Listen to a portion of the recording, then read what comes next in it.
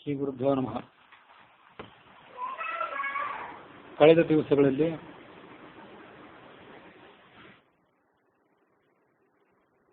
ರಾವಣ ವೇದವತಿಯನ್ನು ಕೆಣಕಿದ್ದನ್ನ, ಅದಾದ ಬಳಿಕದ ದಿವಸದಲ್ಲಿ ಲಕ್ಷ್ಮೀದೇವಿ ಪದ್ಮಾಕ್ಷ ಅನ್ನುವ ರಾಜನ ಮಗಳಾಗಿ ಪದ್ಮ ಅನ್ನುವ ಹೆಸರಿನಿಂದ ಹುಟ್ಟಿ ಬಂದದ್ದನ್ನು ನೋಡಿದ್ವಿ. ಅದಾದ ಬಳಿಕ ರಾವಣನ ಮುಂದುವರಿದ ದಿಗ್ವಿಜಯದ ವರ್ಣನೆಯನ್ನು ನೋಡಿದ್ವಿ. ಇಕ್ಷ್ವಾಕು ವಂಶೀಯನಾದಂಥ ಅನರಣ್ಯ ಅನ್ನುವ ರಾಜನ ಬಳಿಗೆ ಹೋಗಿ ರಾವಣ ಅವನಿಂದ ಶಾಪವನ್ನು ಪಡೆದುಕೊಂಡದ್ದನ್ನು ನೋಡಿದ್ವಿ. ಮರುತ್ತ ಅನ್ನುವ ರಾಜನ ಕಡೆಗೆ ಹೋಗಿ ಅವನನ್ನು ಕೂಡ ಪರಾಭೂತನನ್ನಾಗಿ ಮಾಡಿದಂಥ ಕಥೆಯನ್ನು ನೋಡಿದ್ವಿ. ಅಲ್ಲಿಗೆ ವಾಲ್ಮೀಕಿ ರಾಮಾಯಣದ ಉತ್ತರಕಾಂಡದ 20 ಸರ್ಗಗಳು ಮುಗಿದಿದ್ದವು.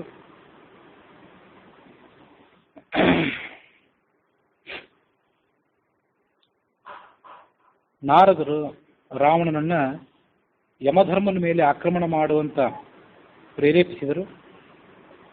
ರಾವಣ ಬರುವುದಕ್ಕಿಂತ ಮೊದಲೇ ನಾರದರು ಯಮಧರ್ಮನ ಬಳಿಗೆ ಧಾವಿಸಿ ಬಂದರು. ರಾವಣ ಬರ್ತಿದ್ದಾನೆ ಅನ್ನುವಂಥ ಸುದ್ದಿಯನ್ನು ಆತನಿಗೆ ತಿಳಿಸಲಿಕ್ಕಾಗಿ ನಾರದರು ಯಮಧರ್ಮನನ್ನು ನೋಡಿದರು. ಆ ಸಂದರ್ಭದಲ್ಲಿ ಯಮಧರ್ಮ ಏನು ಮಾಡ್ತಾ ಇದ್ದ ಅಂದರೆ, ಅಗ್ನಿಯನ್ನು ಸಾಕ್ಷಿಯನ್ನಾಗಿಟ್ಟುಕೊಂಡು ಯಾವ ಪ್ರಾಣಿ ಎಂತೆಂತಹ ಕರ್ಮಗಳನ್ನು ಮಾಡಿದೆಯೋ ಅದಕ್ಕೆ ಅನುಗುಣವಾದಂತಹ ಫಲವನ್ನು ಕೊಡುವಂತಹ ವ್ಯವಸ್ಥೆಯನ್ನು ಮಾಡ್ತಿದ್ದ. ಅಗ್ನಿಯನ್ನು ಸಾಕ್ಷಿಯನ್ನಾಗಿಟ್ಕೊಂಡಿದ್ದ ಯಮಧರ್ಮ. ಅಗ್ನಿ ಸರ್ವ ಕರ್ಮಗಳಿಗೂ ಸಾಕ್ಷಿ, ಎಲ್ಲ ಕರ್ಮಗಳಿಗೂ ಅಂತ ಹೀಗೆ ಭಾವನೆ ಇದೆ. ಹಾಗಾಗಿ ಅಗ್ನಿಯನ್ನು ಸಾಕ್ಷಿಯನ್ನಾಗಿಟ್ಕೊಂಡು ತನ್ನ ಯಮಲೋಕಕ್ಕೆ ಭೂಲೋಕದಿಂದ ಅಥವಾ ಬೇರೆ ಲೋಕಗಳಿಂದ ಯಾವ್ಯಾವ ಜೀವಿಗಳು ಮರಣಾನಂತರ ಬಂದಿದ್ದಾರೆ ಅವರೆಲ್ಲರ ಕರ್ಮಗಳನ್ನು ಪರಿಶೀಲನೆ ಮಾಡಿ ಅದಕ್ಕೆ ಅನುಗುಣವಾದಂತಹ ಫಲವನ್ನು ಕೊಡುವಂತಹ ವ್ಯವಸ್ಥೆಯನ್ನು ಮಾಡ್ತಿದ್ದ.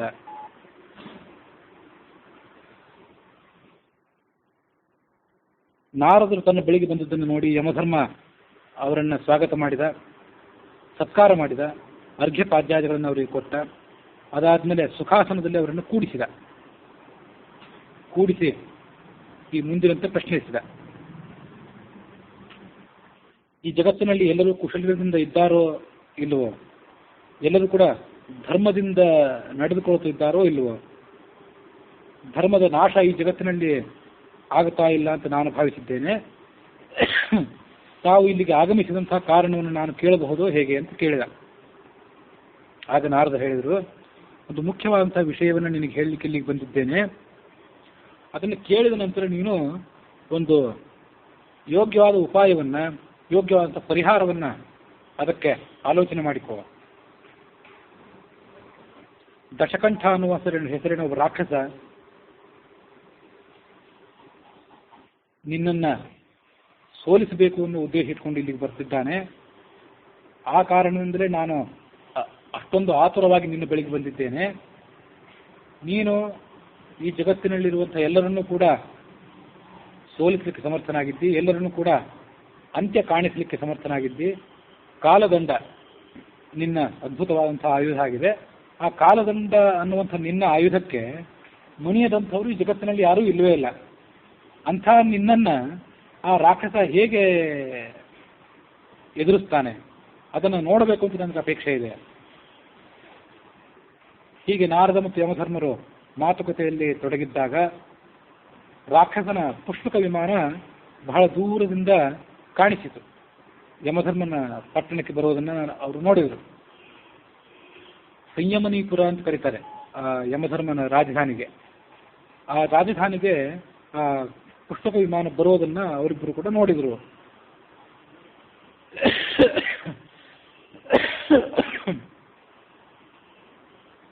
ಅಲ್ಲಿ ಸುತ್ತಮುತ್ತಲಿದ್ದಂತಹ ಕತ್ತಲೆಲ್ಲವೂ ಕೂಡ ಪುಷ್ಪಕ ವಿಮಾನದ ದಿವ್ಯವಾದಂತಹ ಬೆಳಕಿನಿಂದ ಪರಿಹಾರ ಆಗಿ ಹೋಗಿತ್ತು. ರಾವಣನು ಕೂಡ ಅದನ್ನು ನೋಡಿದ. ಸಮಸ್ತ ಪ್ರಾಣಿಗಳು ಕೂಡ ತಮ್ಮ ಪಾಪ ಪುಣ್ಯ ರೂಪವಾದಂತಹ ಕರ್ಮಗಳಿಗೆ ಅನುಗುಣವಾದಂತಹ ಸುಖವನ್ನ ಅಥವಾ ದುಃಖವನ್ನ ಅನುಭವಿಸ್ತಾ ಇರೋದನ್ನ ರಾವಣ ನೋಡಿದ. ಯಮಧರ್ಮನ ರಾಜಧಾನಿಗೆ ಬಂದವರೆಲ್ಲರೂ ಕೂಡ ಪುಣ್ಯವನ್ನು ಮಾಡಿದ್ರೆ ಸುಖವನ್ನ, ಪಾಪವನ್ನು ಮಾಡಿದ್ರೆ ದುಃಖವನ್ನು ಅನುಭವಿಸ್ತಿದ್ರು. ಆ ಯಮಧರ್ಮನ ಕಡೆಯಿಂದ ಶಿಕ್ಷಾ ಅದಕ್ಕೆ ಫಲರೂಪವಾಗಿ ಕೊಡಲ್ಪಟ್ಟದ್ದನ್ನು ಅವರು ಅನುಭವಿಸ್ತಾ ಇದ್ರು. ಅದನ್ನು ರಾವಣ ನೋಡಿದ.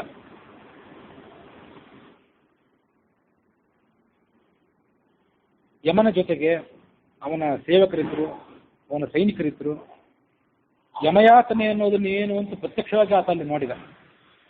ಮುಂದೊಮ್ಮೆ ಗರುಡ ಪುರಾಣವನ್ನು ಕೂಡ ಹೇಳಬೇಕು ಅಂತ ಅಪೇಕ್ಷೆ ಇದೆ ನನಗೆ, ಅವಾಗ ಹೇಳ್ತೇನೆ. ಇಲ್ಲಿ ಯಮಯಾತನೆ ಅಂದ್ರೆ ಏನು ಅದನ್ನು ಪ್ರತ್ಯಕ್ಷವಾಗಿ ರಾವಣ ನೋಡಿದ. ಇದನ್ನು ಸ್ವಲ್ಪ ಸುಮ್ಮನೆ ಗಮನಿಸಿ. ನಮ್ಮಲ್ಲಿ ಬಹುತೇಕ ಜನರಿಗೆ ಏನಾಗಿದೆ ಅಂದರೆ, ಈ ಸ್ವರ್ಗ ನರಕದ ವರ್ಣನೆ ಇದೆಯಲ್ಲ, ಅದೆಲ್ಲ ಕೇವಲ ವರ್ಣನೆ ಅಷ್ಟೇ, ಅದೇನು ವಾಸ್ತವಿಕವಾದಂಥ ವರ್ಣನೆ ಅಲ್ಲ ಅಂತ ಭಾವನೆ ಇದೆ. ಅವರು ಆಸ್ತಿಕರೇ, ದೇವರನ್ನು ನಂಬ್ತಾರೆ ಅವರು.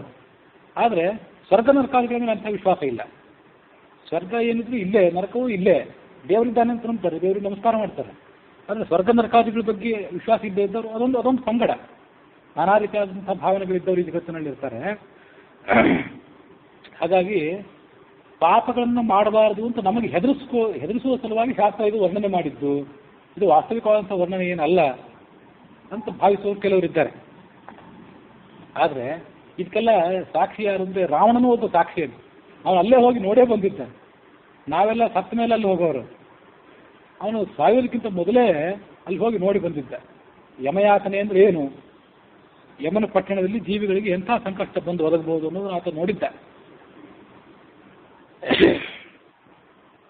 ಯಮದೂತರು ಎಂತೆಂಥ ರೂಪವುಳ್ಳವರಾಗಿದ್ದರು, ಘೋರ ರೂಪಿಗಳಾಗಿದ್ದರು, ಉಗ್ರರಾಗಿದ್ದರು, ಕಠೋರವಾದ ಸ್ವಭಾವವುಳ್ಳವರಾಗಿದ್ದರು. ಅಲ್ಲಿಗೆ ಬಂದಂಥ ಜೀವಿಗಳನ್ನ ನಾನಾ ಪ್ರಕಾರವಾಗಿ ಅವರು ಪ್ರಹಾರ ಮಾಡ್ತಿದ್ರು, ದುಃಖಕ್ಕೊಳಗಾಗಿಸ್ತಾ ಇದ್ರು. ಆ ಶಿಕ್ಷೆಯನ್ನು ತಡೆದುಕೊಳ್ಳಿಕ್ಕಾಗದೆ ಆ ಪ್ರಾಣಿಗಳು ಗಟ್ಟಿಯಾಗಿ ಕಿರಿಚ್ಕೋತಾ ಇದ್ರು, ನೋವು ತಡ್ಕೊಳ್ಳಿಕ್ಕಾಗದೆ. ಎಲ್ಲೋ ಒಂದು ಕಡೆ ಶಾಸ್ತ್ರದಲ್ಲಿ ನಮ್ಗೆ ಓದಿದ ನೆನಪು, ನಮ್ಗೆ ಈಗೇನು ಶರೀರ ಇದೆಯಲ್ಲ, ಈ ಶರೀರಕ್ಕೆ ಬಹಳಷ್ಟು ಯಾತನೆಯನ್ನು ಕೊಟ್ಬಿಟ್ರೆ ಈ ಶರೀರ ಸತ್ಯ ಹೋಗಿಬಿಡ್ತದೆ. ಆದರೆ ಯಮನ ಲೋಕಕ್ಕೆ ಹೋದ್ಮೇಲೆ ಅಲ್ಲಿ ನಾವು ಶಿಕ್ಷೆ ಕೊಡ್ತಾರಲ್ಲ, ಶಿಕ್ಷೆ ಕೊಡೋದಕ್ಕಿಂತ ಮೊದಲು ಒಂದು ಬೇರೆಯೇ ಶರೀರ ಕೊಡ್ತಾರಂತೆ. ಆ ಶರೀರ ಎಂಥದ್ದು ಅಂದರೆ ಚಿತ್ರಹಿಂಸೆಯನ್ನು ತಡ್ಕೊಳ್ಳಿಕ್ಕಾಗಿ ಇರುವಂಥ ವಿಶೇಷವಾಗಿ ತಯಾರಾದಂಥ ಶರೀರ ಅಂತ. ಹಾಗಾಗಿ ಎಷ್ಟು ಹೊಡೆದು ನಿಮಗೆ ನೋವಾಗ್ತದಷ್ಟೇ, ಸಾಯೋದಿಲ್ಲ ಅಂತ ಒಂದು ವಿಶೇಷವಾದ ಶರೀರ ಕೊಡ್ತಾರೆ ಅಂತ ಇಲ್ಲಿ ಓದಿದ್ದು ಅಥವಾ ಯಾರು ಹೇಳಿದ್ದು ನನಗೆ ನೆನಪು. ಕೆಲವು ಪ್ರಾಣಿಗಳು ನೆಲದ ಮೇಲೆ ಬಿದ್ದು ಹೊಳ್ಳಾಡ್ತಾ ಇದ್ರು, ಅವರನ್ನ ಕ್ರಿಮಿಗಳು ತಿಂತಾ ಇದ್ವು. ಅವ್ರ ಮೈ ಮೇಲೆಲ್ಲ ಕ್ರಿಮಿಗಳು, ಕೀಟಗಳು. ಭಯಂಕರವಾದಂಥ ನಾಯಿಗಳು, ವಜ್ರದಂತೆ ಹಲ್ಲುಳ್ಳಂಥ, ಹುಲಿಗಳಂತೆ ಹಲ್ಲುಳ್ಳಂಥ ನಾಯಿಗಳು ಆ ಪಾಪಿಗಳ ಮೇಲೆ ಎರಗಿ ಅವರನ್ನು ಆಕ್ರಮಣ ಮಾಡಿ ಕಚ್ಚಿ ಹಾಕ್ತಾ ಇದ್ದವು. ಆ ಶಿಕ್ಷೆ ಕೊಡುವಂಥ ಜಾಗಕ್ಕೆ ನಮ್ಮಂಥವ್ರೇನಾದ್ರು ಸಾಮಾನ್ಯರ ಹೋಗಿ ನಿಂತರೆ ನಮ್ಮ ಕಿವಿಯ ತಮಟೆಯೇ ಒಡೆದು ಹೋಗಬೇಕು, ಅಷ್ಟು ಜೋರಾಗಿ ಕಿರ್ಚ್ತಾ ಇದ್ರು ಪಾಪಿಗಳು ಆ ನೋವನ್ನು ತಾಳಲಾರದೆ. ಕೆಲವು ಯಮಭಟರು ಜೀವಿಗಳನ್ನ ನದಿಯಲ್ಲಿ ತಗೊಂಡೋಗಿ ಬಿಸಾಕ್ತಾ ಇದ್ರು. ಸಾಮಾನ್ಯವಾಗಿ ಒಂದು ಸಾಧಾರಣ ನದಿಯಲ್ಲೇ ನಮ್ಮನ್ನು ತೊಗೊಂಡೋಗಿ ಬಿಸಾಕಿದ್ರೆ, ಎಷ್ಟೇ ಈಜಾಡ್ಲಿಕ್ಕೆ ಬಂದವರಾಗಿದ್ರು, ಈಜಿ ದಡಕ್ಕೆ ಬರ್ತೀನಿ ಅನ್ನೋ ಆತ್ಮವಿಶ್ವಾಸ ಇದ್ದವರಾದರೂ ಕೂಡ ನಮ್ಮನ್ನು ತೊಗೊಂಡೋಗಿ ನದಿಗೆ ಬಿಸಾಕಿದ್ರೆ ನಾವು ಸ್ವಲ್ಪ ಹೆದರ್ತೇವೆ ಮೊದಲು. ಅದರಲ್ಲೂ ವೈತರಣಿ ನದಿ ಅಂದರೆ ಅದು ಅಂತಿಂಥ ನದಿಯಲ್ಲ, ರಕ್ತದಿಂದ ತುಂಬಿದ ನದಿ, ಅದು ಭಯಂಕರವಾದಂಥ ನದಿ. ಆ ನದಿಯಲ್ಲಿ ತೆಗೆದುಕೊಂಡು ಹೋಗಿ ಹಾಕ್ತಿದ್ರು. ಆ ನದಿಯಲ್ಲಿ ಏನಿತ್ತು ಅನ್ನೋ ವರ್ಣನೆ ಇಲ್ಲಿಲ್ಲ. ನಾನಾ ಥರದ ಹರಿತವಾದಂಥ ಹಲ್ಲುಳ್ಳಂಥ ಮೀನುಗಳು, ಇನ್ನು ವಿವಿಧ ರೀತಿಯಾದಂಥ ಜಂತುಗಳೆಲ್ಲ ಆ ವೈತರಣಿ ನದಿಯಲ್ಲಿ ಇರ್ತವೆ ಅಂತ ನಾವು ಬೇರೆ ಕಡೆ ನೋಡ್ತೇವೆ.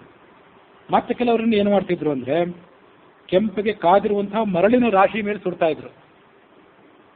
ತಗೊಂಡೋಗಿ ಅವರು ಬೆನ್ನು ಕೆಳಗೆ ಮಾಡಿ, ಬೆನ್ನಿಗೆ, ಹೊಟ್ಟೆಗೆ, ಎದೆಗೆಲ್ಲ ಆ ಕೆಂಪಿಗೆ ಕಾದಿರುವಂಥ ಮರಳು ಮೈ ಹತ್ತಿ ಯಾತನೆ ಆಗಿರಬೇಕು.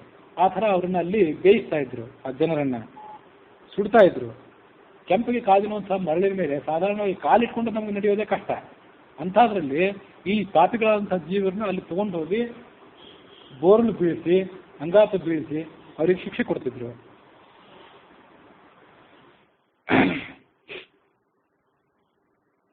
ಆ ಯಮನ ಪಟ್ಟಣದಲ್ಲಿ ಸುಖ ಅನುಭವಿಸಬೇಕಾದವರಿಗೆ ಸುಂದರವಾದಂಥ ಮಹಲುಗಳಿವೆ, ಅರಮನೆಗಳಿವೆ, ಅಲ್ಲೆಲ್ಲ ಸುಂದರವಾದಂಥ ಉದ್ಯಾನವನಗಳಿವೆ. ಪಾಪಿಗಳಾದವರಿಗೆ ಶಿಕ್ಷೆ ಕೊಡಲಿಕ್ಕೆ ಪ್ರತ್ಯೇಕವಾದಂಥ ವನಗಳಿವೆ. ಆ ವನದಲ್ಲಿ ಒಂದು ಪ್ರಸಿದ್ಧವಾದಂಥ ವನ ಅಂದರೆ ಅಸಿಪತ್ರ ವನ ಅಂತೇಳಿ. ಅಸಿ ಅಂದರೆ ಖಡ್ಗ ಸಂಸ್ಕೃತದಲ್ಲಿ, ಪತ್ರ ಅಂದರೆ ಎಲೆ. ಆ ವನದಲ್ಲಿ ಅಸಿಪತ್ರ ವನ ಅನ್ನುವಂಥ ವನ ಅಥವಾ ಒಂದು ಉದ್ಯಾನವನ, ಕಾಡು ಅಂತ ತಿಳ್ಕೊಳ್ಳಿ. ಅಲ್ಲಿರುವಂಥ ದೊಡ್ಡ ದೊಡ್ಡ ಗಾತ್ರದ ವೃಕ್ಷಗಳೇನಿವೆಯಲ್ಲ, ಆ ವೃಕ್ಷದ ಎಲೆಗಳು ಒಂದೊಂದು ಖಡ್ಗ ಇದ್ದಂತೆ. ಅಲ್ಲಿ ಆ ವನದಲ್ಲಿ ನಾವು ಪಾರಾಗಿ ಹೊರಟ್ರೆ ಆ ಖಡ್ಗದಂತಹ ಎಲೆಗಳು ನಮ್ಮ ಶರೀರವನ್ನು ಕತ್ತರಿಸಿ ಹಾಕಬೇಕು. ಅನ್ವರ್ಥಕವಾದ ನಾಮ ಅದು, ಅತಿಪತ್ರವನ ಅಂತೇಳಿ. ಅಂಥ ಅನ್ವರ್ಥಕವಾದಂತಹ ಕಾಡಿಗೆ ತೆಗೆದುಕೊಂಡು ಹೋಗಿ ಅಲ್ಲಿ ಅವರನ್ನ ತುಂಡು ತುಂಡಾಗಿ ಕತ್ತರಿಸ್ತಿದ್ರು ಈ ಜೀವಿಗಳನ್ನ. ಮತ್ತೆ ಕೆಲವರನ್ನ ರೌರವ ಅನ್ನುವಂಥ ನರಕಕ್ಕೆ ತಗೊಂಡೋಗಿ ಹಾಕ್ತಾ ಇದ್ರು. ರೌರವ, ಮಹಾರೌರವ, ಕುಂಭೀಪಾತ, ಹೀಗೆಲ್ಲ 4-5 ರೀತಿಯಾದಂಥ ನರಕಗಳು. ಹೀಗೆ ಅವ್ರ ಶರೀರದ ಮೇಲೆ ನಾನಾ ರೀತಿಯಾದಂಥ ಗಾಯಗಳಾದ ಮೇಲೆ ಆ ಜೀವಿಗಳನ್ನು ತೆಗೆದುಕೊಂಡು ಹೋಗಿ ಉಪ್ಪು ನೀರಿನಲ್ಲಿ ಹಾಕ್ತಾ ಇದ್ರು. ಅದೇನು ಸ್ವಲ್ಪ ಹೊತ್ತಲ್ಲ, ಬಹಳ ಹೊತ್ತು ಆ ಉಪ್ಪು ನೀರಿನಲ್ಲೇ ಬಿದ್ದಿರಬೇಕು. ರಕ್ತ ಸಿಕ್ತವಾದಂಥ ಮೈಗೆಲ್ಲ ಉಪ್ಪು ನೀರು ಒಳಗೆ ಪ್ರವೇಶ ಮಾಡಿ ಮತ್ತಷ್ಟು ಯಾತನೆ ದ್ವಿಗುಣಗೊಳ್ಬೇಕು. ಹೀಗೆ ಶಿಕ್ಷೆ ಕೊಡ್ತಿದ್ರು. ಕತ್ತಿಯ ಅಲುಗಿನ ಮೇಲೆ ಮಲಗಿಸ್ತಾ ಇದ್ರು. ನೆಲದ ಮೇಲೆಲ್ಲ ಕತ್ತಿಯ ಚೂಪಾದಂಥ ಅಲುಗುಗಳು, ಅದರ ಮೇಲೆ ಈ ಜೀವಿಗಳನ್ನು ತಗೊಂಡು ಹೋಗಿ ಮಲಗಿಸಿಬಿಡ್ತಿದ್ರು. ಕೆಲವು ಪ್ರಾಣಿಗಳು ನೀರಿಗಾಗಿ ಪರದಾಡ್ತಾ ಇದ್ವು. ಅಲ್ಲಿ ನೀರೇ ಸಿಗ್ತಿರಲಿಲ್ಲ, ನೀರು ಕೊಡೋರು ಯಾರು? ಹಸಿವಿನಿಂದ ನರಳ್ತಾ ಇದ್ದವರು ಇನ್ನು ಕೆಲವರನ್ನು ನೋಡಿದರೆ ಸತ್ತೋಗಿ ಬಿಟ್ಟಿದಾರೇನೋ, ಇವ್ರಿಗೆ ಇನ್ನೇನು ಯಾತನೆ ಆಗೋದಿಲ್ಲೇನೋ ಅಂತ ಅನ್ಕೋಬೇಕು. ಸತ್ತಿಲ್ಲ ಅವರು, ಸತ್ತವರಂತೂ ಬಿದ್ದಿದ್ದಾರೆ ಅಷ್ಟೇ, ನೋವು ತಡ್ಕೊಳ್ಳಿಕ್ಕಾಗದೆ. ಕೆಲವರು ಅತ್ಯಂತ ಕೃಷರಾಗಿದ್ದರು, ದುಃಖ ಪಡ್ತಿದ್ರು, ವಿಕಾರವಾಗಿ ಕಾಣ್ತಾ ಇದ್ದವು, ತಲೆ ಕೆದರ್ಕೊಂಡಿದ್ದವು. ಇಡೀ ಶರೀರದ ಮೇಲೆಲ್ಲ ಹೊಲಸು, ಮಲ, ಕೆಸರು, ಅಂಥ ಜಾಗದಲ್ಲಿ ತಗೊಂಡು ಅವ್ರನ್ನ ಹಾಕಿಬಿಡ್ತಾ ಇದ್ರು. ಭೂಯಾಸ್ತ್ರಂ ಮೂತ್ರವಿಷ್ಟ ಕ್ರಿಮಿಕುಲ ಕಲಿವೆ ತಕ್ಷಣಾಕ್ಷಿಪ್ತ ಸತ್ಯ ಅಂತ ವಾಯುಸ್ಥಿತಿ, ತ್ರಿವಿಕ್ರಮ ಪಂಡಿತರ ವಾಯುಸ್ಥಿತಿ ಅದನ್ನು ಹೇಳೋದಿದೆ. ಮಲಮೂತ್ರಗಳಿಂದ ತುಂಬಿದಂಥ ಮಡುವಿನಲ್ಲಿ, ಸರೋವರದಲ್ಲಿ ಮನುಷ್ಯನ ತಗೊಂಡೋಗಿ ಬಿಸಾಕ್ತಾರೆ. ವಜ್ರದಂತೆ ಕಠೋರವಾದಂತಹ ಕಲ್ಲುಗಳಿಂದ ಹೊಡೆಯುತ್ತಾರೆ. ಉತ್ತಪ್ತ ತುಕ್ಕಡತ್ತು ಪ್ರಕಟ ಕಟಕಟ ಧ್ವಾನ ಸಂಘಟನೆ ಅಂತ ಆ ಕಲ್ಲುಗಳಿಂದ ಹೊಡೆದಾಗ ಏನು ಶಬ್ದ ಬರ್ತದೆ ಅನ್ನೋದನ್ನು ಆ ಶ್ಲೋಕದಲ್ಲಿ ಅನುಕರಣೆ ಮಾಡಿ ಹೇಳುತ್ತಿದೆ ತ್ರಿವಿಕ್ರಮ ಪಂಡಿತರು. ಅಂತಹ ಭಯಂಕರವಾದಂತಹ ಶಿಕ್ಷೆಗಳನ್ನು ಕೊಡ್ತಾ ಇದ್ರು.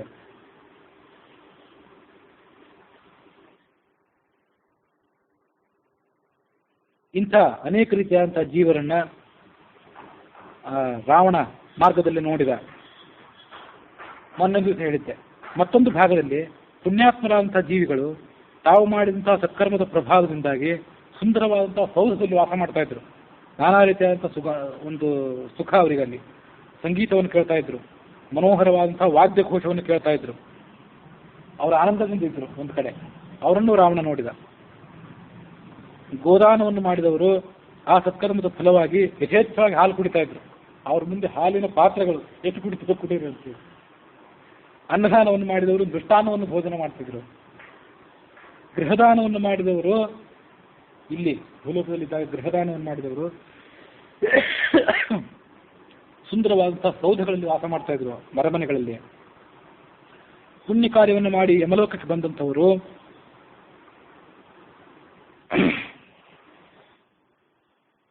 ಸುಂದರವಾದಂತಹ ಸ್ತ್ರೀಯೊಡನೆ, ಅಪ್ಸರಾ ಸ್ತ್ರೀಯರ ಜೊತೆಗೂಡಿ ಆ ಉದ್ಯಾನವನಗಳಲ್ಲಿ ವಾಸ ಮಾಡ್ತಾ ಇದ್ರು. ಅವರ ಶರೀರದಿಂದ ಬೆಳಕು ಹೊರಸೂಸ್ತಾ ಇತ್ತು. ಅದ್ಭುತವಾದಂಥ ದಿವ್ಯವಾದ ಶರೀರ ಅವರಿಗೆ. ಹೀಗೆ ರಾವಣ ನಾನಾ ರೀತಿಯಾದ ಸತ್ಕರ್ಮಗಳನ್ನು ಮಾಡಿ ಅದರ ಫಲವನ್ನು ಅನುಭವಿಸುವವರನ್ನು ಕೂಡ ನೋಡಿದ. ಕೆಟ್ಟ ಕರ್ಮಗಳನ್ನು ಮಾಡಿ ಅದರ ಫಲವಾಗಿ ಪಾಪವನ್ನು ಅನುಭವಿಸುವವರನ್ನು ಕೂಡ ನೋಡಿದ. ಈ ರಾವಣನಿಗೆ ಸುಮ್ಮನೆ ಇರ್ಲಿಕ್ಕಾಗಲಿಲ್ಲ. ಅಲ್ಲಿ ಹೋದ್ರೂ ತನ್ನ ಅಧಿಕ ಪ್ರಸಂಗತನವನ್ನು ತೋರಿಸಿದ. ಏನು ಮಾಡಿದ ಅಂದರೆ, ಆ ಯಮ ಭಟರೊಡನೆ ಮತ್ತು ಯಮನ ಸೈನಿಕರೊಡನೆ ಹೋರಾಡಿದ. ಪಾಪ ಕರ್ಮಗಳನ್ನು ಮಾಡಿ ಅದರ ಫಲವಾಗಿ ಶಿಕ್ಷೆ ಅನುಭವಿಸ್ತಿದ್ರಲ್ಲ ಅಂಥ ಜೀವಿಗಳನ್ನು ಸ್ವಲ್ಪ ಮುಕ್ತಗೊಳಿಸಿದಂತೀವಿ. ಅಲ್ಲಿ ಹೋಗಿ ಅವರು ಇಲ್ಲಿ ಪಾಪ ಕರ್ಮ ಮಾಡಿದ್ರು ಅಂತ ಅಲ್ಲಿ ಹೋಗಿ ಶಿಕ್ಷೆ ಅನುಭವಿಸ್ತಿದ್ರು. ಯಮ ಭಟರು, ಯಮನ ಸೈನಿಕರು ಯಮನ ಆಜ್ಞೆಗನುಸಾರವಾಗಿ ಕೆಲಸ ಮಾಡ್ತಿದ್ರೆ ಈತ ಕಾಣುತ್ತಾ ಅಲ್ಲಿಯೂ ತನ್ನ ಮೂಗು ತೂರಿಸಿ ಅವರನ್ನೆಲ್ಲ ಮುಕ್ತರನ್ನಾಗಿ ಮಾಡಿದ. ಸ್ವಲ್ಪ ಹೊತ್ತಿನ ಮಟ್ಟಿಗೆ ಭಾರಿ ಸುಖ ಆಯ್ತಂತೆ ಆ ಜೀವಿಗಳಿಗೆ. ಇವನು ಅವನೋ ಬಂದು ನಮ್ಮನ್ನು ಮುಕ್ತನನ್ನಾಗಿ ಮಾಡಿದಲ್ಲ ಅಂತ ಊಹಿಸಲು ಅಸಾಧ್ಯವಾದಂಥ ಸುಖ ಅವರಿಗೆ. ನಮ್ಮನ್ನು ಯಾರು ಬಿಡಿಸ್ಕೊಳ್ತಾರೆ ಅನ್ನೋ ಕಲ್ಪನೆ ಅವ್ರಿಗೆ ಇರಲಿಲ್ಲ. ಅಂಥದ್ರಲ್ಲಿ ರಾವಣ ಬಂದು ಬಿಡಿಸ್ಕೊಂಡ.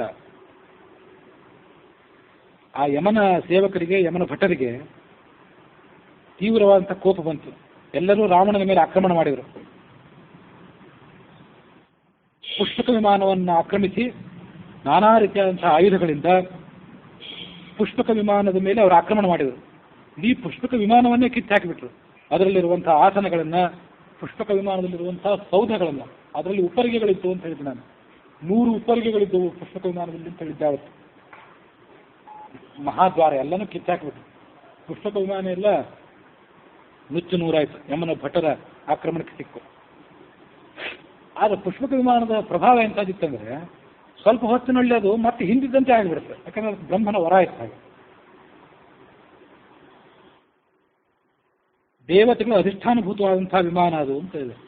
ದೇವತೆಗಳು ಎಷ್ಟೋ ಜನ ಅಭಿಮಾನಿ ದೇವತೆಗಳಾಗಿ ಆ ಪುಷ್ಪಕ ವಿಮಾನದಲ್ಲಿ ಇದ್ದಿದ್ದಿರಬೇಕು. ಹಾಗಾಗಿ ಬ್ರಹ್ಮನ ತೇಜಸ್ ಪ್ರಭಾವದಿಂದ ಹಿಂದೆ ಹೇಗಿತ್ತು ಹಾಗೆ ಆಗಿಬಿಡುತ್ತೆ. ಮತ್ತೆ ಯಾವ ಭಾಗವೂ ಕೂಡ ಭಿನ್ನವಾದಂತೆ ಕಾಣ್ತಾನೆ ಇರಲಿಲ್ಲ.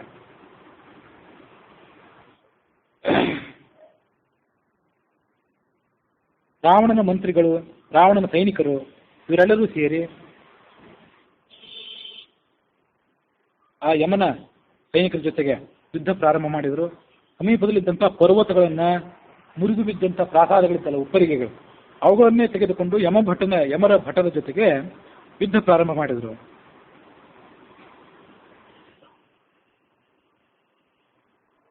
ರಾವಣನ ಮಂತ್ರಿಗಳನ್ನು ಬಿಟ್ಟು ಕೊನೆಗೊಮ್ಮೆ ರಾವಣನ ಮೇಲೆ ಆಕ್ರಮಣ ಮಾಡಿದರು ಆ ಯಮನ ಸೈನಿಕರು.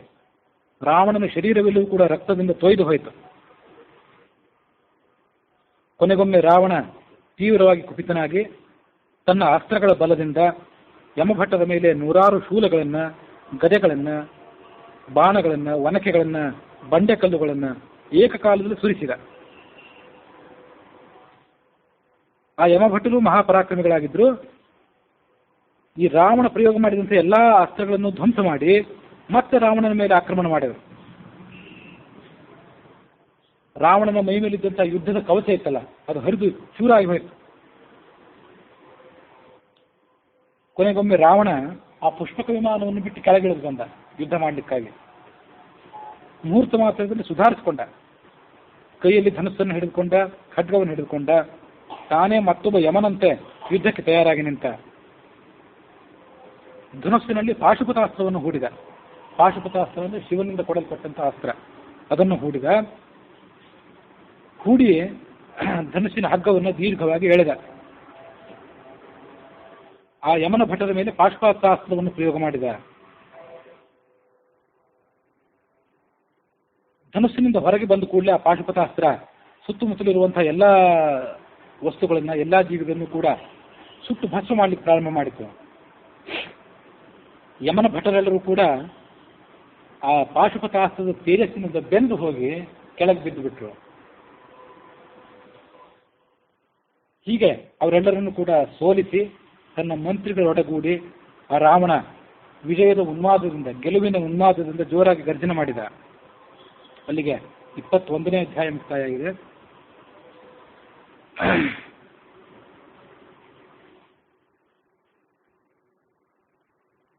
ಆ ರಾವಣ ಮಾಡಿದಂತಹ ಗರ್ಜನೆ ಯಮಧರ್ಮನಿಗೆ ಕೇಳಿ ಬಂತು. ಆತ ತನ್ನ ಸಾರಥಿಗೆ ಆಜ್ಞಾಪನೆ ಮಾಡಿದ, ಕೂಡಲೇ ರಥವನ್ನು ತೆಗೆದುಕೊಂಡು ಬಾ ಅಂತ ಹೇಳಿ. ಯಮನ ಸಾರಥಿ ದಿವ್ಯವಾದಂತಹ ರಥವನ್ನ ಕೂಡಲೇ ತೆಗೆದುಕೊಂಡು ಬಂದ.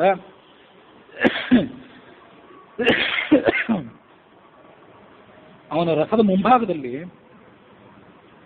ಮೃತ್ಯು ಅನ್ನುವಂಥ ಒಂದು ದೇವತೆ ಇತ್ತು. ರಾವಣನ ರಥದ ಮುಂಭಾಗದಲ್ಲಿ ಯಮಧರ್ಮನ ಪಕ್ಕದಲ್ಲಿ ಕಾಲದಂಡ, ಆತನ ಮುಖ್ಯವಾದಂಥ ಆಯುಧ ಕಾಲದಂಡ ನಿಂತ್ಕೊಂಡಿತ್ತು. ಆ ಕಾಲದಂಡದ 2 ಪಾರ್ಶ್ವಗಳಲ್ಲಿ ಕಾಲಪಾಶಗಳಿದ್ದವು. ಯಮಧರ್ಮ ತನ್ನ ಪಾಶವನ್ನ ನಮ್ಮ ಕುತ್ತಿಗೆಗೆ ಬಿಗಿದು, ಹಗ್ಗವನ್ನು ನಮ್ಮ ಕುತ್ತಿಗೆಗೆ ಬಿಗಿದು ಎಳ್ಕೊಂಡು ಹೋಗ್ತಾನೆ ಅನ್ನೋ ವರ್ಣನೆಯನ್ನು ನೀವು ಕೇಳಿರ್ಬೇಕು. ಆ ಕಾಲಪಾಶಗಳು ಕಾಲದಂಡದ 2 ಪಕ್ಕಗಳಲ್ಲಿ ಅಲಂಕೃತವಾಗಿ ನಿಂತಿದ್ದವು.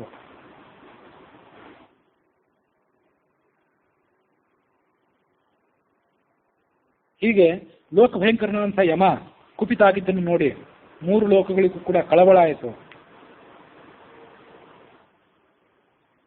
ಸಾರಥಿ ರಥವನ್ನು ಮುನ್ನಡೆಸಿದ. ಯಮ ಆ ರಥದಲ್ಲಿ ಕುಳಿತುಕೊಂಡು ರಾಕ್ಷಸರಾಜನಾದಂತಹ ರಾವಣ ಇದ್ದಲ್ಲಿಗೆ ಆಗಮಿಸಿದ. ರಾವಣನ ಸೈನಿಕರಿಗೆ ಈ ಯಮ ಬಂದದ್ದನ್ನು ನೋಡಿ ಭಯ ಆಗಿ ಓಡಿ ಹೋಗಿಬಿಟ್ರು. ನಾವು ಯಮಧರ್ಮನ ಜೊತೆ ಯುದ್ಧ ಮಾಡಲಿಕ್ಕೆ ಸಮರ್ಥರಲ್ಲ ಅಂತ ಅವರು ರಾವಣನನ್ನು ಬಿಟ್ಟು ಓಡೇ ಹೋಗಿಬಿಟ್ರು. ಆದರೆ ರಾವಣ ಧೈರ್ಯ ಎಂಥದ್ದು ಅಂದರೆ ಆ ಯಮಧರ್ಮನ ನೋಡಿಯೂ ಕೂಡ ಆತ ವಿಚಲಿತನೂ ಆಗಲಿಲ್ಲ, ಭಯನೂ ಆಗಲಿಲ್ಲ. ಯಮಧರ್ಮ ರಾವಣನ ಬಳಿಗೆ ಬಂದು ಆತನ ಮೇಲೆ ಆಯುಧಗಳನ್ನು ಪ್ರಯೋಗ ಮಾಡಿದ. ರಾವಣನೂ ಕೂಡ ನಾನಾ ರೀತಿಯಾದಂತಹ ಆಯುಧಗಳನ್ನು ಪ್ರಯೋಗ ಮಾಡಿದ. 7 ದಿನಗಳ ಕಾಲ ರಾವಣ ಮತ್ತು ಯಮಧರ್ಮ ನಡುವೆ ಭಯಂಕರವಾದಂತಹ ಯುದ್ಧ ಮುಂದುವರಿಯಿತು. ಕೊನೆಗೊಂದು ಸಾರಿ ರಾವಣ ಮೂರ್ಛೆ ಹೋಗಿ ಕೆಳಗೆ ಬಿದ್ದು ಬಿಟ್ಟ. ಸ್ವಲ್ಪ ಹೊತ್ತಿನ ಮೇಲೆ ಆತನಿಗೆ ಎಚ್ಚರ ಆಯಿತು. ಎಚ್ಚರ ಆದ ಕೂಡಲೇ ಮತ್ತೆ ಯಮಧರ್ಮ ಮೇಲೆ ಯುದ್ಧಕ್ಕೆ ಬಂದ. ಈ ಸಂದರ್ಭದಲ್ಲಿ ಚತುರ್ಮುಖರಾದಂತಹ ಬ್ರಹ್ಮ, ಗಂಧರ್ವರು, ಸಿದ್ಧ ಋಷಿಗಳೆಲ್ಲರೂ ಕೂಡ ದೇವತೆಗಳ ಜೊತೆಗೂಡಿ ಯುದ್ಧ ಭೂಮಿಗೆ ಬಂದರು. ಎಲ್ಲ ಕಡೆ ಪ್ರಳಯನೇ ಬಂದಿದೆಯೇನೋ ಅನ್ನುವಂತ ಕಾಣಿಸ್ತಿತ್ತು. ಯಾಕಂದ್ರೆ ಯುದ್ಧ ಮಾಡ್ತಿದ್ದವರು ಅಂತ ಮಹಾಪರಾಕ್ರಮಿಗಳಾದವರು. ರಾಕ್ಷಸರಾಜನಾದಂಥ ರಾವಣ ಯಮನ ಮೇಲೆ ತನ್ನ ಆಯುಧಗಳನ್ನು ಪ್ರಯೋಗ ಮಾಡುತ್ತಿದ್ದ. ಯಮನ ಸಾರಥಿ ಏನಿದ್ದ ಅವನ ಮೇಲೆ ಕೂಡ 7 ಬಾಣಗಳನ್ನು ಪ್ರಯೋಗ ಮಾಡಿದ. ಯಮಧರ್ಮನಿಗೆ ಈ ರಾವಣನ ಆಕ್ರಮಣವನ್ನು ನೋಡಿ ಮಿತಿಮೀರಿದಂಥ ಕೋಪ ಬಂತು. ಆತನ ಕೋಪ ಅಗ್ನಿಯ ರೂಪದಿಂದ, ಹೊಗೆಯ ರೂಪದಿಂದ, ಅವನ ಮುಖದಿಂದ, ಮೂಗಿನ ಹೊಳ್ಳೆಗಳಿಂದ, ಕಣ್ಣುಗಳಿಂದ, ಕಿವಿಯಿಂದ ಹೊರಗೆ ಬರ್ತಿತ್ತು. ಯಮನ ಶರೀರವನ್ನು ನೋಡಿದರೆ ಆತನೇ ದೊಡ್ಡ ಬೆಂಕಿಯಂತೆ ಕಾಣಿಸ್ತಿದ್ದ. ಯಮನ ಕೋಪವನ್ನು ನೋಡಿ ಆ ಮೃತ್ಯು ಮತ್ತು ಕಾಲ ಅಂತನ್ನೋರಿದ್ರಲ್ಲ, ಆತನ ಸಹಚರರಿದ್ದಿರಬೇಕು, ಅಥವಾ ಅವರೇ ಈ ರಾವಣನ ಮೃತ್ಯು ಯಮನ ಒಂದೆರಡು ಪ್ರತ್ಯೇಕವಾದಂಥ ರೂಪಗಳಿದ್ದಿರಬೇಕು. ಆಗ ಮೃತ್ಯುದೇವ ಯಮನಿಗೆ ಹೇಳಿದಂತೆ, ನನ್ನನ್ನು ಈ ರಾಕ್ಷಸನ ಮೇಲೆ ಪ್ರಯೋಗ ಮಾಡು, ನಾನು ಇವನನ್ನು ಈಗಲೇ ಕೊಂದು ಹಾಕಿಬಿಡ್ತೇನೆ. ನನ್ನನ್ನೇನಾದರೂ ನೀನು ಈ ರಾಕ್ಷಸನ ಮೇಲೆ ಪ್ರಯೋಗ ಮಾಡಿದರೆ ಈ ರಾಕ್ಷಸ ಬದುಕಿ ಉಳಿಯುವಂಥ ಸಾಧ್ಯತೆಯೇ ಇಲ್ಲ. ಹಿಂದೆ ಹಿರಣ್ಯಕಶಿಪು, ನಮುಚಿ, ಶಂಬರ, ನಿಸಂದಿ, ಧೂಮಕೇತು, ವಿರೋಚನ ಮಗನಾದಂಥ ಬಲಿ, ಶಂಭು, ವೃತ್ರ, ಬಾಣಾಸುರ, ಹಲವಾರು ಜನ ರಾಜರ್ಷಿಗಳು, ಗಂಧರ್ವರು, ಅಪ್ಸರೆಯರು, ಸರ್ಪ, ದೈತ್ಯ, ಯಕ್ಷರು ಎಲ್ಲರೂ ಕೂಡ ನನ್ನ ಅಂದರೆ ಮೃತ್ಯುವಿನ ಆಕ್ರಮಣವನ್ನು ತಾಳಲಾಗದೆ ವಿನಾಶ ಹೊಂದಿದ್ದಾರೆ. ಹಾಗಿರುವಾಗ ಈ ನಿಶಾಚರನಾದಂಥ ರಾವಣನ ಬಗ್ಗೆ ನಾನು ಏನು ಹೇಳಬೇಕಾಗಿದೆ, ನನ್ನನ್ನು ನೀನು ಆಯುಧದಂತೆ ರಾವಣನ ಮೇಲೆ ಪ್ರಯೋಗ ಮಾಡು ಸಾಕು, ಮುಂದಿನ ಕೆಲಸವನ್ನು ನಾನು ನೋಡ್ಕೊಳ್ತೇನೆ ಅಂತ ಹೇಳಿದ. ಎಷ್ಟೇ ಬಲಿಷ್ಠನಾದರೂ ನನ್ನ ಕಣ್ಣಿಗೆ ಬಿದ್ದವನು ಒಂದು ಕ್ಷಣವೂ ಉಳಿಯೋದಿಲ್ಲ. ನಹಿ ಕಶ್ಚಿನ್ ಮಯಾ ದೃಷ್ಟ ಬಲವಾನಪಿ ಜೀವತಿ ಮೃತ್ಯು ಹೇಳಿತು. ಅದಲ್ಲದೆ ಮತ್ತೂ ಒಂದು ಮಾತನ್ನು ಹೇಳ್ತದೆ, ಬಲಂ ಮಮ ನಖಲ್ ವೇದಂ ಮರ್ಯಾದೇಶ ನಿಸರ್ಗತಃ. ಯಮಧರ್ಮನೇ, ಇದು ನನ್ನ ಪ್ರಶಂಸೆ ಅಂತ ತಿಳ್ಕೊಬೇಡ, ನನ್ನನ್ನು ನಾನು ಬೇಕಂತ ಹೊಳ್ಕೊಳ್ತಾ ಇದ್ದೀನಿ ಅಂತ ತಿಳ್ಕೊಬೇಡ. ನಿಸರ್ಗ ಸಹಜವಾದಂಥ ಸ್ವಾಭಾವಿಕವಾದಂಥ ಶಕ್ತಿಯೇ ನನಗಂಥದ್ದೊಂದು ಶಕ್ತಿ ಇದೆ. ಹೀಗೆ ಶಕ್ತಿ ಇರೋದ್ರಿಂದ ನಾನು ಯಾರನ್ನು ನೋಡಿದರೂ ಕೂಡ ಆತ ಕ್ಷಣಕಾಲದಲ್ಲಿ ಮೃತನಾಗೇ ಬಿಡಬೇಕು. ಆಗ ಯಮ ಹೇಳಿದ, ಮೃತ್ಯು ನೀನು ಎಲ್ಲಿದ್ದೀಯೋ ಅಲ್ಲೇ ಇರು, ನಾನೇ ಇದನ್ನು ಸಂಹಾರ ಮಾಡ್ತೇನೆ. ಆ ವೈವಸ್ವತ ಅಂದರೆ ವಿವಸ್ವತನ ಸೂರ್ಯನ ಮಗನ ಅಂತ ಯಮ ತನ್ನ ಕೈಯಲ್ಲಿದ್ದಂಥ ಕಾಲದಂಡವನ್ನು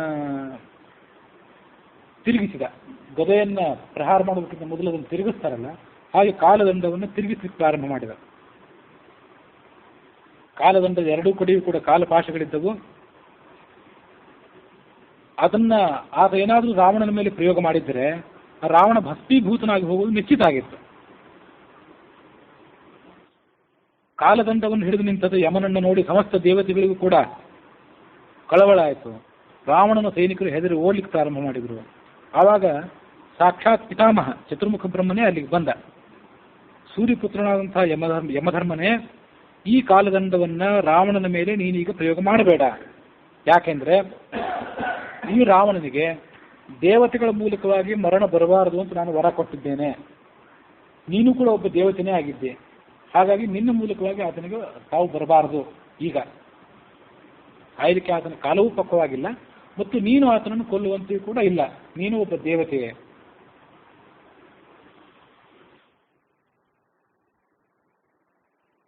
ಯೋಹಿ ಮಾಂ ಅಮೃತಂ ಕುರ್ಯಾತ್ ದೇವೋ ವಾ ಮಾನುಷೋಪಿ ವಾ ತ್ರೈಲೋಕ್ಯಮೃತಂ ತೇನ ಕೃತಂ ಸ್ಯಾತ್ ನಾತ್ರ ಸಂಶಯ.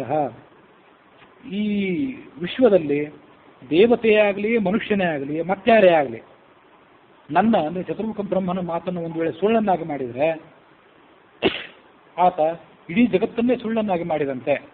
ಅಂದರೆ ನಾನು ಬರೆದಂಥ ಹಣೆ ಬರಹ ಏನಿದೆ, ನಾನು ಕೊಟ್ಟಂಥ ಆದೇಶಗಳು ಇವು ಯಾವತ್ತೂ ಕೂಡ ಸುಳ್ಳಾಗಲಿಕ್ಕೆ ಸಾಧ್ಯವಿಲ್ಲ. ಹಾಗಾಗಿ ನೀನು ಆತನ ಮೇಲೆ ಕಾಲದಂಡವನ್ನು ಪ್ರಯೋಗ ಮಾಡಬೇಡ. ಈ ಕಾಲದಂಡವನ್ನು ನೀನು ಒಂದು ವೇಳೆ ಪ್ರಯೋಗ ಮಾಡಿದೆ ಅಂತಾದರೆ ಪ್ರಿಯರೇ ಆಗಲಿ ಅಪ್ರಿಯರೇ ಆಗಲಿ ಸಣ್ಣವರೇ ಆಗಲಿ ದೊಡ್ಡವರೇ ಆಗಲಿ ಯಾರಾದ್ರೂ ಕಾಲದಂಡದ ಪ್ರಹಾರಕ್ಕೆ ಸಿಕ್ಕು ನುಚ್ಚು ನೂರಾಗುವುದು ನಿಶ್ಚಿತ. ಕಾಲದಂಡ ಬಹಳ ಅಮೋಘವಾದದ್ದು. ಪ್ರಯೋಗ ಮಾಡಿದ ಮೇಲೆ ಅದು ವ್ಯರ್ಥವಾಗಿ ಹಿಂತಿರುಗುವಂಥದ್ದವಲ್ಲ. ಸಮಸ್ತರ ಮರಣಕ್ಕೂ ಕೂಡ ಕಾರಣ ಈ ಕಾಲದಂಡವೇ ಕಾರಣವಾಗಿದೆ. ನಾನೇ ಇದನ್ನು ಸೃಷ್ಟಿ ಮಾಡಿದ್ದೇನೆ, ಸೃಷ್ಟಿ ಮಾಡಿ ನಿನಗೆ ಕೊಟ್ಟಿದ್ದೇನೆ. ಇದನ್ನೀಗ ನೀನು ರಾವಣನ ಮೇಲೆ ಪ್ರಯೋಗ ಮಾಡಬೇಡ. ನೀನು ಇದನ್ನು ಪ್ರಯೋಗ ಮಾಡಿಬಿಟ್ರೆ ರಾವಣ ಬದುಕಿರೋದಿಲ್ಲ. ರಾವಣ ಬದುಕಿರೋದಿಲ್ಲ ಅಂತಾದರೆ ನಾನು ಕೊಟ್ಟದ್ದು ಹೊರ ವ್ಯರ್ಥ ಆಯಿತು. ಇನ್ನು ನೀನು ಪ್ರಯೋಗ ಮಾಡಿದ ಮೇಲೆ ಕೂಡ ರಾವಣ ಬದುಕಿದ್ರೆ ನಾನೇ ಸೃಷ್ಟಿ ಮಾಡಿದಂಥ ಕಾಲದಂಡವು ಕೂಡ ವ್ಯರ್ಥ ಆದಂತಾಯಿತು. ಹಾಗಾಗಿ ಅದನ್ನು ನೀನು ಪ್ರಯೋಗನೇ ಮಾಡಬೇಡ ಅಂತ ಹೇಳಿದೆ ಚತುರ್ಮುಖ ಬ್ರಹ್ಮ. ಯದಿ ಅಸ್ಮಿನ್ ನಿಪತಿತೆ ನ ಮ್ರಿಯೇತೇಷ ರಾಕ್ಷಸಃ ನಿಯತೇವಾ ದಶಗ್ರೀವಃ ತದಾಪಿ ಉಭಯತೋ ಅಮೃತಂ. ಕಾಲದಂಡವನ್ನು ನೀನು ರಾವಣನ ಮೇಲೆ ಪ್ರಯೋಗ ಮಾಡಿದ ಮೇಲೂ ಕೂಡ ಈ ರಾವಣ ಬದುಕಿದ್ರೆ ಆವಾಗಲೂ ನನ್ನ ಮಾತು ಸುಳ್ಳಾಯಿತು. ರಾವಣ ಕಾಲದಂಡವನ್ನು ಯಾರ ಮೇಲೆ ಪ್ರಯೋಗ ಮಾಡಿದ್ರು ಕೂಡ ಆತ ಸಾಯಬೇಕು ಅನ್ನೋದು ನನ್ನ ಸಂಕಲ್ಪ. ಕಾಲದಂಡವನ್ನು ಸೃಷ್ಟಿ ಮಾಡಿದಾಗ ನಾನು ಮಾಡಿದಂಥ ಸಂಕಲ್ಪ ಅದು. ಕಾಲದಂಡವನ್ನು ರಾವಣನ ಮೇಲೆ ಪ್ರಯೋಗ ಮಾಡಿದ್ರು ಕೂಡ ಆತ ಬದುಕಿದ್ದಾನೆ ಅಂತಾದರೆ ನಾನು ಕಾಲದಂಡಕ್ಕೆ ಕೊಟ್ಟಂತಹ ಶಕ್ತಿ ವ್ಯರ್ಥ ಅಂತ ಆಯಿತು. ರಾವಣ ಇದರ ಪ್ರಹಾರದಿಂದ ಒಂದು ವೇಳೆ ಸತ್ತು ಹೋಗಿಬಿಟ್ರೆ ದೇವತೆಗಳಿಂದ ನಿನಗೆ ಮರಣ ಇಲ್ಲ ಅಂತ ನಾನು ಅವನಿಗೆ ಕೊಟ್ಟಿರುವಂಥ ವರವೂ ವ್ಯರ್ಥ ಆಗಿಬಿಡ್ತದೆ. ಹಾಗಾಗಿ ಎರಡು ಪಕ್ಷದಲ್ಲೂ ಕೂಡ ನನ್ನ ವರಕ್ಕೆ, ನನ್ನ ಸಂಕಲ್ಪಕ್ಕೆ, ನಾನು ಬರೆದಿರುವಂಥ ಹಣೆ ಬರಹಕ್ಕೆ ತೊಂದರೆ. ಹಾಗಾಗಿ ಹೀಗೆ ಮಾಡಬೇಡ, ನನ್ನನ್ನು ಸತ್ಯವಾದಿಯನ್ನಾಗಿ ಮಾಡು, ಸಮಸ್ತ ಲೋಕಗಳ ಕ್ಷೇಮ ಚಿಂತನೆಯನ್ನು ಮಾಡು ಅಂತ ಹೇಳಿದೆ ಚತುರ್ಮುಖ ಬ್ರಹ್ಮ. ಆಗ ಯಮ ಉತ್ತರಿಸಿದ, ಹಾಗಾದರೆ ಏಷ ವ್ಯಾವರ್ತಿತೋ ದಂಡ, ಈ ಕಾಲದಂಡವನ್ನು ನಾನು ಹಿಂತೆಗೆದುಕೊಳ್ತಾ ಇದ್ದೇನೆ. ನೀನು ನಮಗೆಲ್ಲರಿಗೂ ಕೂಡ ಪ್ರಭುವಾಗಿದ್ದಿ, ನಿನ್ನ ಆಜ್ಞೆಯನ್ನು ಪರಿಪಾಲನೆ ಮಾಡುವುದು ನಮ್ಮ ಕರ್ತವ್ಯವೂ ಕೂಡ ಆಗಿದೆ. ಆದರೆ ಈ ರಾಕ್ಷಸ ನಿನ್ನ ವರದಿಂದ ಕೂಡಿದವನಾಗಿದ್ದಾನೆ ಅಂತ ಆದಮೇಲೆ, ಆತ ಅವಧ್ಯ ಆಗಿದ್ದಾನೆ ಅಂತ ಆದಮೇಲೆ ಇವನ ಜೊತೆಗೆ ನಾನೇ ಯಾಕೆ ಯುದ್ಧ ಮಾಡಬೇಕು? ಇವನ ಕಣ್ಣಿಗೆ ಕಾಣದಂತೆ ನಾನು ಅದೃಶ್ಯವಾಗಿ ಬಿಡ್ತೇನೆ ಅಂತ ಹೇಳಿದ ಯಮ. ಹೀಗೆ ಆ ಯಮಧರ್ಮ ತನ್ನ ರಥ ಸಾರಥಿ ಮೊದಲಾದವುಗಳ ಜೊತೆಗೂಡಿ ಅದೃಶ್ಯನಾಗಿಬಿಟ್ಟ.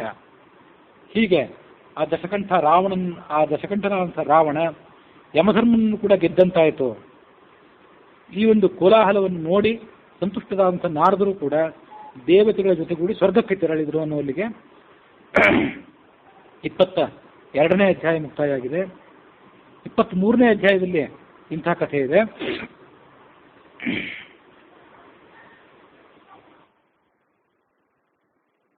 ತನ್ನ ಸಹಾಯಕರಾದಂಥ ರಾಕ್ಷಸರ ಜೊತೆಗೂಡಿ ಆತ ಮುಂದುವರಿದ. ಯಮನ ಏಟನ್ನು ತಿಂದು ರಾವಣನ ಶರೀರವೆಲ್ಲ ಜರ್ಜರಿತವಾಗಿತ್ತು, ರಕ್ತದಿಂದ ತೊಯ್ದು ಹೋಗಿತ್ತು. ಅವನ ಸಹಾಯಕರಿಗೆ ಬಹಳ ಆಶ್ಚರ್ಯ ಆಯಿತು. ಎಲ್ಲರೂ ಕೂಡ ಪುಷ್ಪಕ ವಿಮಾನವನ್ನು ಏರಿದರು. ಮುಂದೆ ಪಾತಾಳಕ್ಕೆ ಹೊರಟರು ಎಲ್ಲರೂ ಕೂಡ. ಪಾತಾಳ ಅಂದರೆ ಮತ್ತೊಬ್ಬ ದಿಕ್ಪಾಲಕನಾದಂಥ ವರುಣನ ಮನೆ, ಭೋಗವತಿ ಅನ್ನುವಂಥ ಒಂದು ಪಟ್ಟಣ. ಆ ಪಟ್ಟಣಕ್ಕೆ ಅವ್ರು ಬಂದರು. ಅದು ನಾಗರಾಜನಾದಂಥ ವಾಸುಕಿ ಇರುವಂಥ ಪಟ್ಟಣ. ಅಲ್ಲಿಂದ ಮಣಿಮಯಿ ಪುರಿ ಅಂತ ಮತ್ತೊಂದು ನಗರ, ಅಲ್ಲಿಗೆ ಪ್ರಯಾಣ ಮಾಡಿದರು. ಆ ಮಣಿಮಯಿ ಪುರಿ ಅನ್ನುವಲ್ಲಿ ನಿವಾತ ಕವಚರು ಅನ್ನುವ ಹೆಸರಿನ ರಾಕ್ಷಸರು ವಾಸ ಮಾಡ್ತಿದ್ರು. ಅವರೂ ಕೂಡ ಬ್ರಹ್ಮನಿಂದ ಅಮೋಘವಾದಂಥ ವರಗಳನ್ನು ಪಡೆದುಕೊಂಡಿದ್ರು. ರಾಕ್ಷಸರಾಜನಂಥ ರಾವಣ ಅವರನ್ನು ಕೂಡ ಯುದ್ಧಕ್ಕೆ ಕರೆದ. ಅವರು ಮಹಾಬಲಿಷ್ಠರಾಗಿದ್ದರು. ನಾನಾ ರೀತಿಯಾದಂಥ ಶಸ್ತ್ರಗಳನ್ನು ತೆಗೆದುಕೊಂಡು ಯುದ್ಧವನ್ನು ಪ್ರಾರಂಭ ಮಾಡಿದರು. 1 ವರ್ಷ ಕಾಲ ಯುದ್ಧ ನಡೆಯಿತು ರಾವಣನಿಗೂ ಆ ನಿವಾತ ಕವಚರಿಗೂ. ಈ ಕಡೆ ರಾವಣನೂ ಸೋಲಿಲ್ಲ, ನಿವಾತ ಕವಚರು ಸೋಲಿಲ್ಲ. ಅವರು ಗೆಲ್ಲಲಿಲ್ಲ, ಇವನು ಗೆಲ್ಲಲಿಲ್ಲ. ಚತುರ್ಮುಖ ಬ್ರಹ್ಮ ಅಲ್ಲಿಗೂ ಕೂಡ ಬಂದ. ನಿವಾತ ಕವಚರಿಗೆ ಹೇಳಿದ, ಯುದ್ಧವನ್ನು ನಿಲ್ಲಿಸಿ.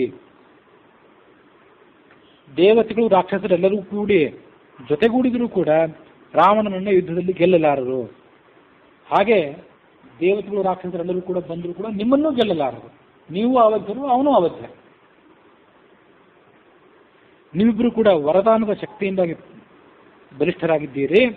ನೀವಿಬ್ಬರು ಸೇರಿಕೊಂಡು ಸ್ನೇಹವನ್ನು ಬೆಳೆಸಿಕೊಳ್ಳುವುದೇ ಉಚಿತವಾಗಿದೆ. ಯಾಕಂದ್ರೆ ನೀವಿಬ್ಬರು ಸ್ನೇಹ ಮಾಡಿಕೊಂಡ್ರೆ ಪರಸ್ಪರ ಸುಖದಿಂದ ಇರಬಹುದು, ಪರಸ್ಪರ ಸುಖಗಳನ್ನು ಹಂಚಿಕೊಳ್ಬಹುದು.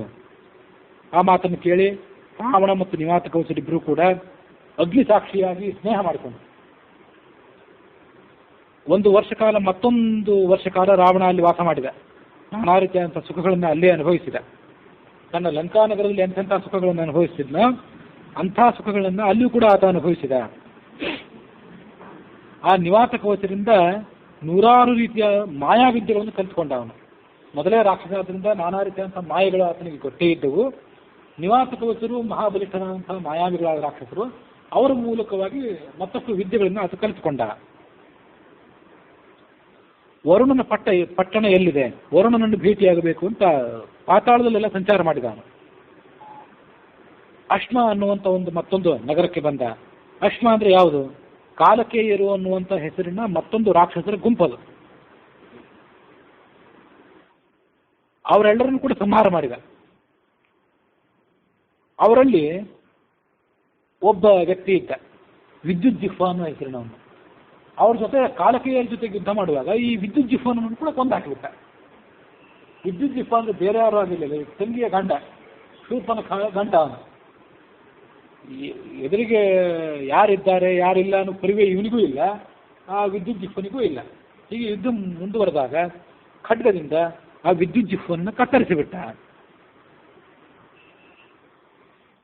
ವರುಣನ ಅರಮನೆಯನ್ನು ನೋಡಿದ. ಸುರಭಿ ಎನ್ನುವಂಥ ಹೆಸರಿನ ಒಂದು ಕಾಮಧೇನು ಅಲ್ಲಿತ್ತು. ಆ ಕಾಮಧೇನು ತನ್ನ ಕೆಚ್ಚಲಿನಿಂದ ಯಾವಾಗಲೂ ಕೂಡ ಹಾಲನ್ನು ಸುರಿಸ್ತಾ ಇತ್ತು. ಆ ಹಾಲಿನ ಪ್ರವಾಹದಿಂದ ಕ್ಷೀರ ಸಮುದ್ರ ಅನ್ನುವಂಥ ಒಂದು ಹೊಸ ಸಮುದ್ರವೇ ನಿರ್ಮಾಣವಾಯಿತು. ಮಹಾದೇವನಂಥ ಪರಶಿವ ಇದ್ದಾನಲ್ಲ, ಆ ಪರಶಿವನ ವಾಹನ ನಂದಿ ಇದೆಯಲ್ಲ, ಆ ನಂದಿಯ ತಾಯಿ ಅಂತೆ ಈ ಸುರಭಿ ಅಂದ್ರೆ. ಅದನ್ನ ರಾವಣ ನೋಡಿದ.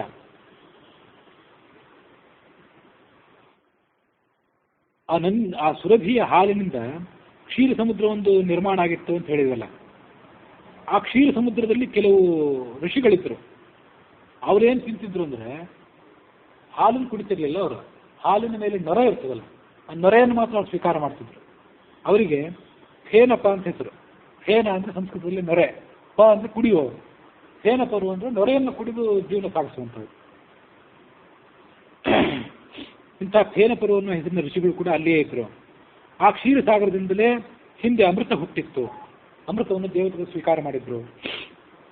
ಮತ್ತು ಪಿತೃಗಳಿಗೆ ಬೇಕಾದಂತಹ ಸ್ವಧಾ ಅಥವಾ ಕವ್ಯ, ಹವ್ಯ ಕವ್ಯ ಅಂತ ಕರಿತೀವಲ್ಲ, ಹವ್ಯ ಅಂದ್ರೆ ದೇವತೆಗಳಿಗೆ ಬೇಕಾಗುತ್ತೆ, ಕವ್ಯ ಅಂದ್ರೆ ಪಿತೃಗಳಿಗೆ ಬೇಕಾದಂಥದ್ದು. ಹಾಗಾಗಿ ಶ್ರಾದ್ದದಲ್ಲಿ ಸ್ವಧಾ ಅಂತೇಳಿ ಹೇಳಿ ಪಿಂಡ ಪ್ರದಾನ ಮಾಡುವ ಪದ್ಧತಿ.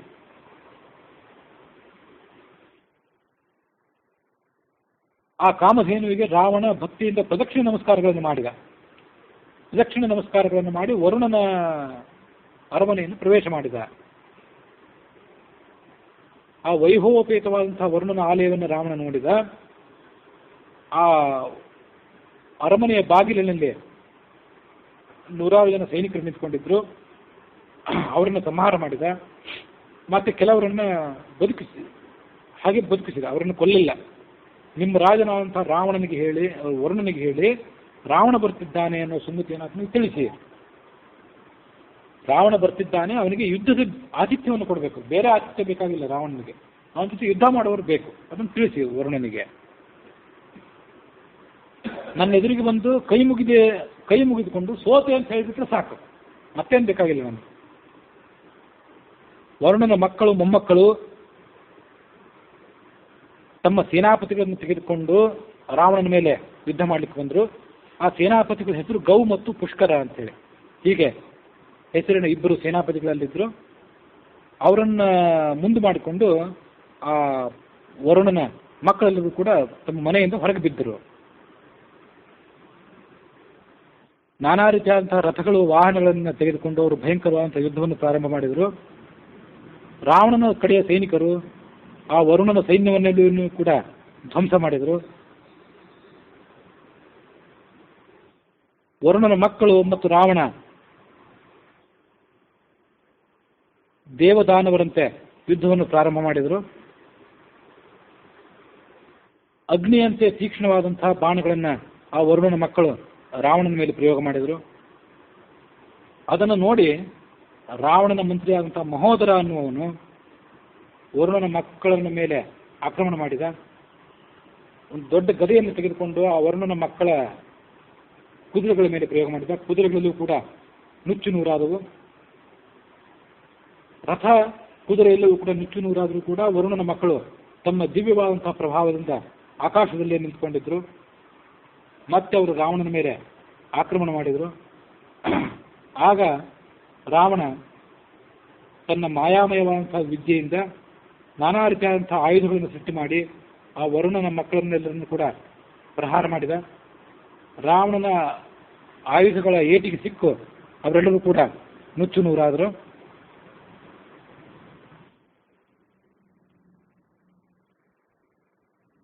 ಹೀಗೆ ಅವರೆಲ್ಲರೂ ಕೂಡ ತೀವ್ರವಾಗಿ ಗಾಯಗೊಂಡ ಮೇಲೆ ಆ ವರುಣನ ಕಡೆಯ ಸೈನಿಕರು ಗಾಯಗೊಂಡಂತಹ ವರುಣನ ಎಲ್ಲ ಮಕ್ಕಳನ್ನು ಕೂಡ ಅವರವರ ಮನೆಗೆ ಕರೆದುಕೊಂಡು ಹೋದರು, ಹೊತ್ಕೊಂಡು ಹೋದರು ಶುಶ್ರೂಷೆಗಾಗಿ.